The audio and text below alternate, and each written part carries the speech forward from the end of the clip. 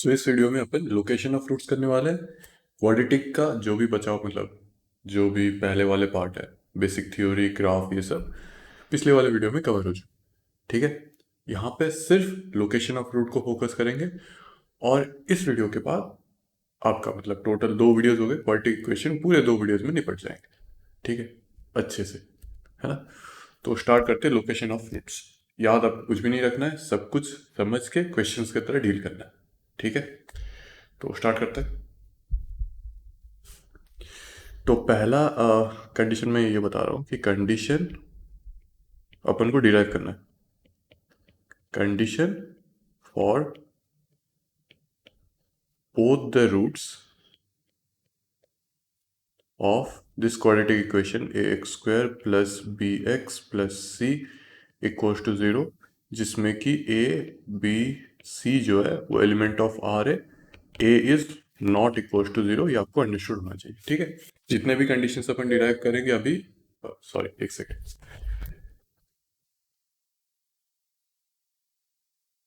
ठीक है, तो अभी जितने भी कंडीशंस डिराइव करेंगे सारे के लिए अ, ये चीज़ वैलिड है कि a b c belongs to R और a is not equals to 0, है ना। ओके, तो पहला कंडीशन है for both both the roots of this equation should be greater than k. ठीक है, के को ये कांस्टेंट। ओके, तो पहले अपन के, ओके ठीक है, ग्राफ प्लॉट करते हैं।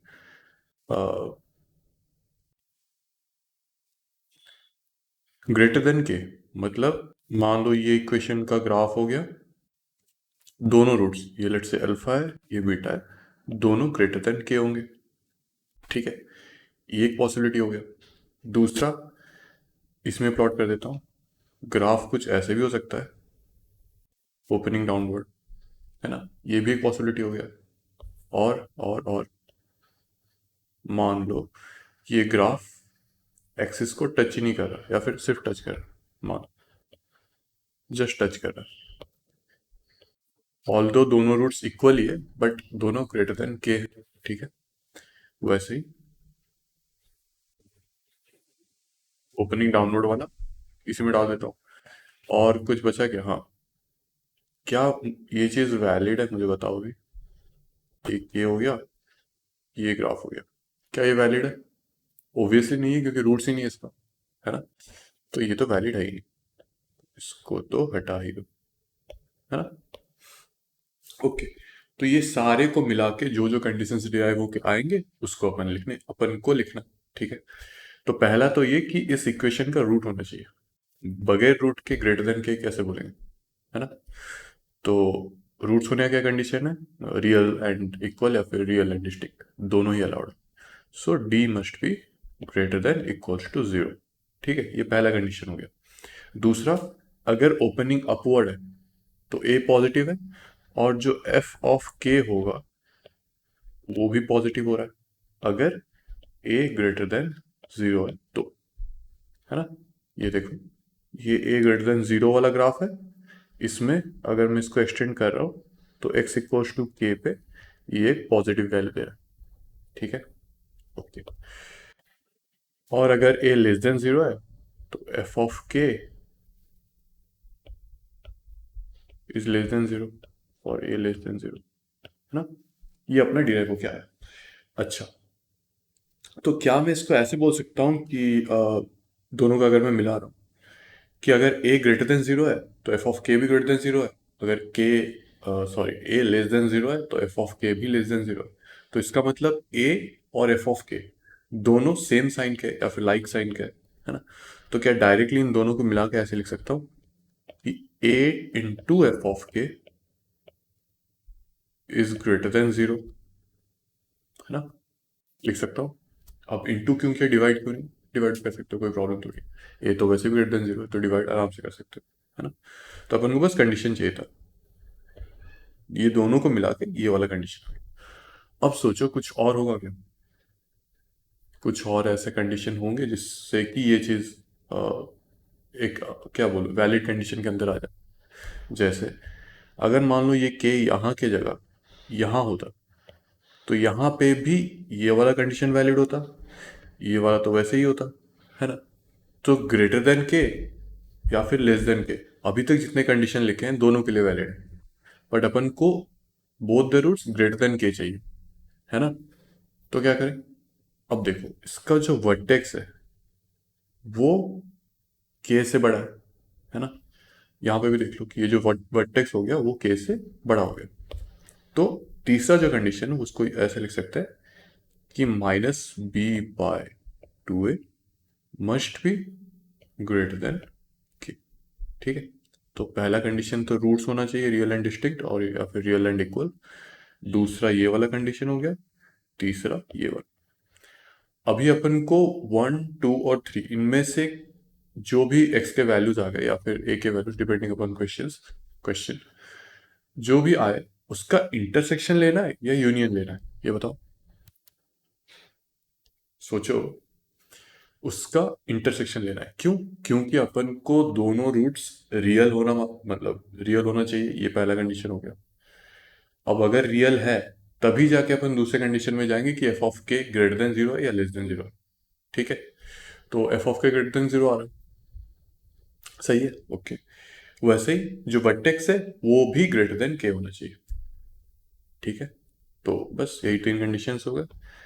तो इन तीनों कंडीशन को लिख के अपन अगर डिराइव कर रहे हैं, मतलब इंटरसेक्शन ले रहे हैं 1, इंटरसेक्शन 2, इंटरसेक्शन 3, तो अपन सारे कंडीशंस को सेटिस्फाई करें। ओके, ठीक है, ठीक है।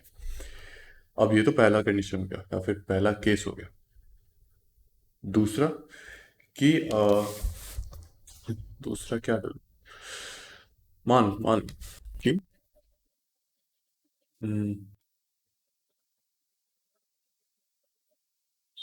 बोथ द रूट्स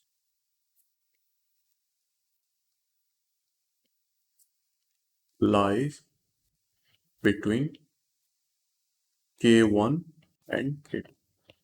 मतलब ये बोल रहा हूँ कि ये एक्स एक्सिस हो गया, मान लो ये उस इक्वेशन का ग्राफ है। तो ये जो दोनों रूट्स है अल्फा और बीटा, ये दोनों k1 और k2 के बीच में लाई करें, k1 k2। ठीक, इसका कंडीशन मुझे डिराइव करना। अब तो पहले ये सोचो कि k1 और k2 के बीच में दोनों रूट्स आने चाहिए, इसके क्या क्या पॉसिबिलिटीज हो सकते हैं ग्राफिकली। ठीक है, पहले तो ये वाला हो गया। दूसरा सेम, अगर मैं a is less than zero कह रहा हूँ तो ये दूसरा वाला कंडीशन हो गया। तीसरा, मान लो कुछ ऐसा केस है कि ये एक्सिस लाइन हो गया, दोनों रूट्स इक्वल है, तब भी k1 k2 के बीच में आ सकते हैं, k1 k2। वैसे ही ओपनिंग डाउनवर्ड के लिए। फिर ये बताओ कि ये वाला केस आ सकता है क्या, ये या फिर ये। ओब्वियसली नहीं आ सकता क्योंकि दोनों रूट्स ग्रेटर देन k1 और k2 होनी चाहिए। अब रूट्स होगा तभी तो ग्रेटर होगा, या फिर दोनों रूट्स बिटवीन k1 और k2 लाई करना चाहिए। तो अगर रूट्स होगा तभी जाके k1 k2 के बीच में लाई करेगा, नहीं होगा तो कहाँ से लाई करेगा। ओके, ठीक है, तो ये वाला तो नहीं होगा, तो जो भी है इन्हीं के बीच में। ठीक, तो पहले तो मुझे ये समझ में आना चाहिए कि d must be greater then और इक्वल्स टू जीरो। ठीक, फिर एफ ऑफ k1 जो है, इस ग्राफ को अगर मैं एक्सटेंड कर रहा हूँ तो ये ग्रेटर देन जीरो दे रहा है। वैसे ही एफ ऑफ k2 जो है वो भी ग्रेटर देन जीरो दे रहा है। वैसे ही अगर a लेस देन जीरो है तो F of k1 less than zero हो रहा है। वैसे ही a अगर लेस देन जीरो है तो एफ ऑफ k2 भी लेस देन जीरो हो रहा है। इतना समझ में आ गया? ठीक है, ओके। तो लिख लेते हैं। इसमें डायरेक्टली ये लिख रहा हूँ, आप बिल्कुल शॉक मत होना क्या लिख दिया मैंने। ये F of k1, a times F of k1 must be greater than zero. वैसे ही a times F of k2 must be greater than zero. ये दोनों कंडीशन को सेटिस्फाई करना चाहिए। अच्छा, अब मैं डायरेक्टली ऐसे क्यों नहीं लिख देता कि f of k1 into F of k2 must be greater than zero. क्यों? क्योंकि यहाँ पे एफ ऑफ k1 पॉजिटिव है, यहाँ पे एफ ऑफ k2 पॉजिटिव है। वैसे ही यहाँ पे एफ ऑफ k1 नेगेटिव है, और ये, अच्छा इसको एक्सटेंड कर रहा हूँ, हाँ, ये एफ ऑफ k2 भी नेगेटिव आ रहा है। तो लाइक साइन से प्रोडक्ट करने से पॉजिटिव आएगा, कंडीशन सेटिस्फाई हो गया। ये भी तो कर सकते थे, बट नहीं, ये नहीं कर सकते। क्यों? क्योंकि इसमें अपन इसके आंसर्स में इंक्लूड कर रहे हैं। मान लो ऐसे कुछ होता, ये हो गया, और ये अल्फा, ये बीटा, K1 और K2 इन दोनों के बीच में, ये K1 हो गया, ये K2 हो गया। अब क्या है कि K1 यहाँ पे नेगेटिव दे रहा है, K2 भी नेगेटिव दे रहा है ना। अब दोनों नेगेटिव दे रहे हैं, मल्टीप्लाई करने के बाद पॉजिटिव देगा। तो बाहर मतलब अल्फा बीटा K1 K2 के बीच में, या फिर K1 K2 अल्फा बीटा के बीच में, दोनों का जो कंडीशंस आ रहा है, अगर खाली इसी को कंसिडर करें, अगर मल्टीप्लाई कर दे रहा हूँ तो दोनों के कंडीशंस इंक्लूड हो रहे हैं, है ना। तो इसीलिए मुझे इसको इंडिविजुअली रखना पड़ेगा। ठीक है, ओके। और कुछ, और कुछ, और कुछ। अ, ठीक है, अगर ज़्यादा से ज़्यादा ये कर सकते हो तुम कि, नहीं ठीक है, इतने में ही काम हो जाएगा। ठीक है, तो इसी को ट्राई कर लो, या फिर ऐसे ये वाला एक कंडीशन आ जाएगा एक्स्ट्रा, कि जो वर्टेक्स है वो K1 और K2 के बीच में आ रहा है हमेशा। ठीक, तो minus b by 2a must be less than K2 greater than K1, है ना। तो पहला कंडीशन ये हो गया, ये दोनों दूसरा, लेट्स से 1 है, ये 2, 2 मतलब इन दोनों के बीच में, अच्छा चीज वो अलग अलग कर लेते हैं। ये 1 2 3 4, तो मुझे क्या करना है, 1 इंटरसेक्शन 2 3 4। ठीक, तो इन चारों कंडीशंस को सेटिस्फाई करवाना है। ठीक है, तभी जाके होगा, वरना नहीं होगा। ठीक, ओके। तो अभी ये वाला केस कंसिडर कर लेते हैं, कि अगर मान लो क्वेश्चन में दे रखा है कि अल्फा बीटा के बीच में K1 K2 लाई कर रहे हैं, है ना। तो ठीक है, उसके क्या क्या पॉसिबिलिटीज हो गए, पहले तो कंडीशन लिख देता हूँ कि बोथ द रूट्स, नहीं ऐसे करते हैं कि one of the root is less than K1 and other greater than K2। ठीक है, ओके। तो प्लॉट करते हैं ग्राफ पहले। एक कंडीशन का मतलब वो ये बोल रहा है कि अगर मान लो दो रूट्स हैं, तो ये अल्फा हो गया, ये बीटा हो गया, ये हो जाएगा K1, ये हो जाएगा K2। K1 जो है अल्फा से बड़ा है, K2 जो है वो बीटा से छोटा है। ठीक है, ओके। दूसरा भी यही होगा कि अगर a लेस देन 0 है, तब ये वाला ग्राफ आ रहा है। ठीक है, ओके। कुछ और पॉसिबिलिटीज आ रहा है कि जिसमें कि अल्फा और बीटा के बीच में K1 K2 लाई करे, नहीं है, क्योंकि मान लो दोनों रूट सेम होते हैं, तो क्या उन दोनों के बीच में K1 K2 लाई कर सकता है? नहीं, ऑब्वियसली नहीं। वैसे ही अगर रूट्स ही नहीं होंगे तो किसके बीच में K1 K2 लाई करेगा? ओके, ठीक है। तो खाली इन्हीं दोनों कंडीशंस को मुझे सेटिस्फाई करवाना है कि अगर a ग्रेटर देन 0 है, तो f of K1 less than 0 आ रहा है, f ऑफ K2 भी लेस देन 0 आ रहा है। K1 less than 0, f of K2 less than 0। वैसे ही अगर a ग्रेटर देन 0 आ रहा है, सॉरी, a लेस देन 0 आ रहा है, तो f of K1 is greater than 0, f of K2 is also greater than 0। Okay, अगर मैं इसको एक ही कंडीशन में बॉयल डाउन कर दूं, और इसको भी, तो ये हो जाएगा a times f of K1 must be less than 0। वैसे ही a times f of K2 must be less than 0। मुझे खाली इन्हीं दोनों कंडीशंस का इंटरसेक्शन लेना है, मेरा काम हो गया। ओके, ये क्या था, जब K1 K2 दोनों रूट्स के बीच में लाई कर रहे हैं। ठीक, कुछ डाउट नहीं है? ओके। अच्छा, यहाँ पे ये जो पिछला वाला केस अपन ने देखा, कहाँ ये वाला शब्द था, हाँ, यहाँ पे आपका होमवर्क ये है कि आपको निकालना है condition for both the roots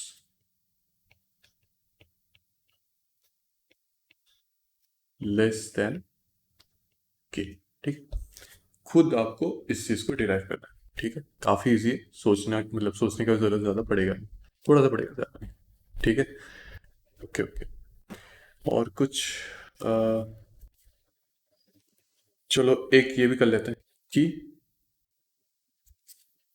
condition for k lying between both the roots, k lies between both the roots।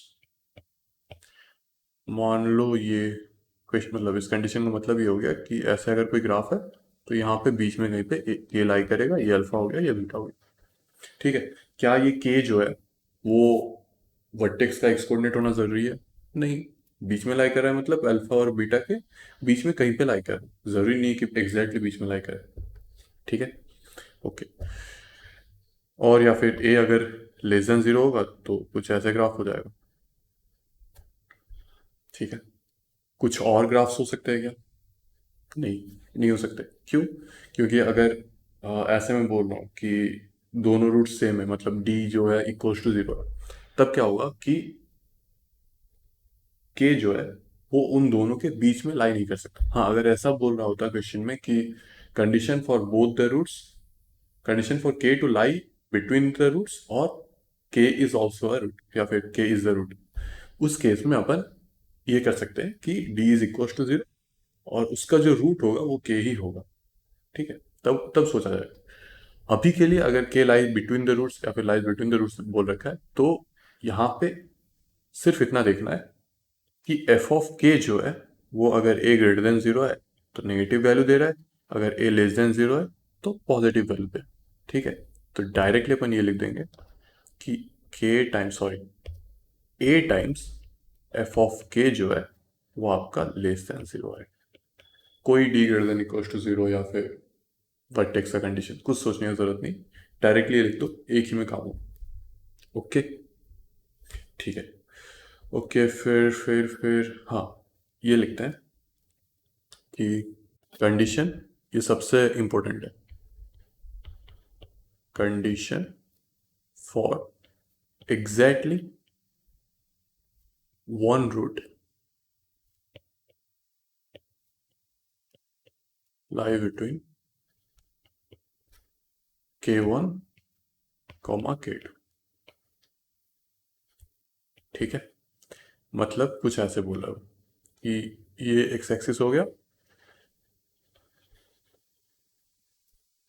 तो एग्जैक्टली वन रूट बोल रहा है, मतलब लेट्स से ये k1 हो गया, ये k2 हो गया, इन दोनों के बीच में एग्जैक्टली यही एक रूट आना चाहिए और नहीं आना चाहिए। ठीक है, इससे क्या क्या पॉसिबिलिटीज हो सकते हैं? ऐसा भी हो सकता है कि ये हो गया एक्स एक्सिस, ये हो गया वो ग्राफ k1, सॉरी यहाँ पे ये k1 है, ये k2 है, k1 k2, तो k2 यहाँ पे आ गया, k1 यहाँ पे आ गया, ये भी तो हो सकता है। वैसे ही ये दोनों चीज a लेस देन जीरो के लिए हो सकता है, ये दोनों a लेस देन जीरो के लिए भी हो सकता है। कुछ और कंडीशंस बच रहे हैं क्या? अच्छा, मुझे ये बताओ क्या ये वैलिड है? ये k1 हो गया, ये k2 हो गया, ये ग्राफ जस्ट एक्स एक्सिस को टच कर रहा है। ठीक है, तो नहीं, मैं पीछे लिख दिया क्या दोनों? नहीं, सही है। तो अगर जस्ट एक्स एक्सिस को टच कर रहा है इसका मतलब दोनों रूट्स इक्वल है। अब दोनों रूट्स इक्वल है और वो k1 k2 के बीच में लाई कर रहा है, तो इसमें ये तो कंडीशन सेटिस्फाई हो रहा है कि जो रूट है वो k1 k2 के बीच में लाई कर रहा है, बट यहाँ पे दोनों रूट्स k1 k2 के बीच में लाई कर गए, बट अपन को क्वेश्चन में दे रखा है कि एग्जैक्टली वन रूट, है ना? तो अगर एग्जैक्टली वन रूट दे रखा है तब ये चीज वैलिड नहीं होगा। ठीक है, तो ये तो वैलिड ही नहीं है। अब कुछ और कंडीशंस बच रहे हैं, उसको भी देख लो। मान लो ऐसा कुछ कंडीशन है जिसमें कि ये k1 हो गया और ये k2 हो गया, तो क्या ये वाला क्वेश्चंस को आई मीन कंडीशन को सेटिस्फाई कर रहा है? बिल्कुल कर रहा है कि exactly one root lie between k1 and k2। अब बिटवीन बोला है, अब ऐसा थोड़ी बोला है कि k1 k2 रूट होना ही नहीं चाहिए, है ना? तो K1 रूट हो गया, K2 दूसरा कोई नंबर है जिसके बीच में एक रूट लाई कर रहा है। ठीक है, ऐसे हो गया। या फिर ये भी हो सकता है कि सेम ग्राफ, ये हो गया K2, ये हो गया K1, और यहाँ पे इन दोनों के बीच में ये वाला रूट आ गया। ठीक है, सेम अगर a लेस देन 0 होता तो कुछ ऐसे आ जाता। ठीक, ओके। अब इसके कंडीशंस लिखते हैं। पहले मैं क्या करूंगा, इन दोनों को मिला के कंडीशन लिखूंगा, फिर इन दोनों के बारे में सोचेंगे। ठीक है, तो ओके ओके ओके। यहाँ पे इसको देख के ये समझ में आ रहा है कि एफ ऑफ K1 जो है वो लेस देन 0 है, और एफ ऑफ K2 जो है वो ग्रेटर देन 0 है। तो पहले वाले में F of K1 less than 0, F of K2 greater then 0। दूसरे वाले में इसका उल्टा, इसको डायरेक्टली ऐसे कर दे कि एफ ऑफ K1 जो है वो लेस देन 0 आ रहा है ए ग्रेटर देन 0 के लिए, ग्रेटर देन 0 आ रहा है लेस देन 0 के लिए, ए का वैल्यू लेस देन 0 के लिए। मैं डायरेक्टली यहाँ पे एक मल्टीप्लाई कर दे रहा हूँ। ठीक है, समझ में आया, कोई दिक्कत तो नहीं है ना? ओके, ये हो गया। फिर और ये दूसरे वाला, तो यहाँ पे ए टाइम्स एफ ऑफ K2 जो है वो लेस देन 0 हो गया, और ए टाइम्स एफ ऑफ K1 जो है वो ग्रेटर देन 0 हो गया, है ना? तो यहाँ पे मैं ऐसे कर सकता हूँ, बिल्कुल कर सकता हूँ कि f of K1 into F of K2 हमेशा लेस देन 0 आ रहा है। ठीक है, तो इन दोनों को अगर कंबाइन कर रहा हूँ तो F of K1 into F of K2 must be less than 0। ठीक है, ऑल्टरनेट साइन है ना? ओके, अब ये तो हो गया। अगर मान लो तुम्हारा K1 और K2 दोनों में से कोई भी रूट नहीं है, तब तो ये वाला कंडीशन फुलफिल हो गया। अब मान लो K1 और K2 में से कोई एक रूट हो, है ना? या फिर ऐसे दे रखा है एफ ऑफ K1 और F of K2, sorry sorry sorry, इन दोनों में से कोई एक रूट हो गया। तो अगर ऐसा हुआ तो आपको चेक करना है, चेक फॉर वैलिडिटी, कि दोनों में से अगर कोई एक जीरो हो रहा है तो जो exactly one root between them वाला जो कंडीशन है, क्या वो सेटिस्फाई कर रहा है? अगर कर रहा है तो उसको ले लो डोमेन के अंदर, अगर नहीं तो उसको रिजेक्ट कर दो। तो अपन को क्या करना है, पहले इसको निकालना है, इसको निकालने के बाद इसको चेक करना है, फिर दोनों का यूनियन लेना है। प्लीज नोट कि मैं चेक बोल रहा हूँ, ऐसा नहीं है कि हमेशा यूनियन ले लेना है, चेक करना है। अगर ये कंडीशन डालने के बाद अपना जो प्राइम कंडीशन है कि दोनों roots, sorry, exactly one root between K1 and K2 आ रहा है, अगर वैलिड है तभी जाकर उसको इंक्लूड करना है, वरना नहीं करना, रिजेक्ट कर देना है। ठीक है, मैं क्वेश्चन करवाऊंगा इसके ऊपर, आपको समझ में आ जाएगा। ठीक, ओके, तो सवाल ही करते हैं। हम्म,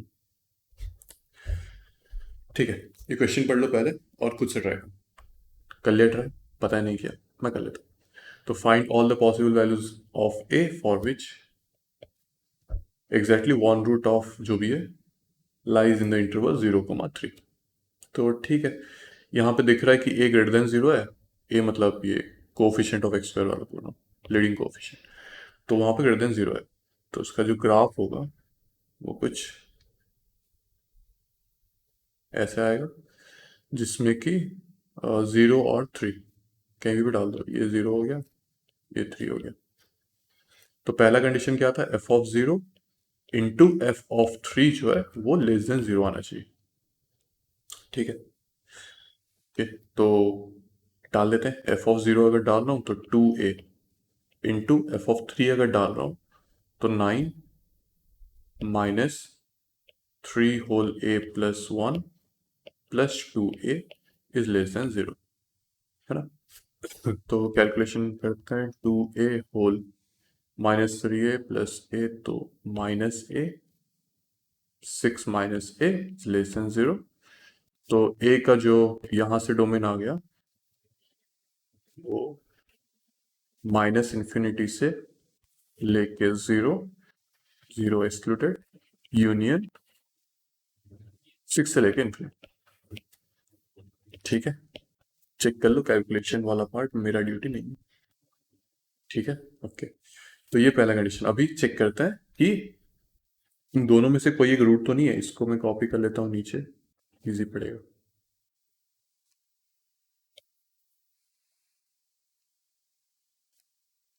हम्म, पहले मैं चेक करूंगा कि अगर मुझे, मैं कंडीशन मतलब क्राइटेरिया ये ले रहा हूँ कि f of zero equal to zero, अगर मैं ये चीज़ चूज कर रहा हूँ तो एफ ऑफ जीरो डाल देता हूँ, मतलब 2a इक्वल टू जीरो। तो a is equal to zero आ गया।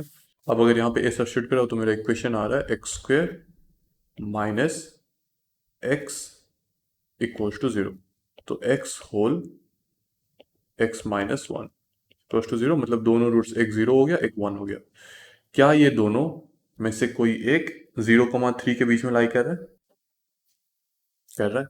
हाँ कर रहा है, वन कर रहा है ना। ठीक है। तो ये चीज़ अपन को इंक्लूड करना है कि एफ ऑफ जीरो अगर इक्वल टू जीरो, मतलब ए इक्वल टू जीरो वाला मेरा इस चीज़ में इंक्लूड होगा। ठीक है।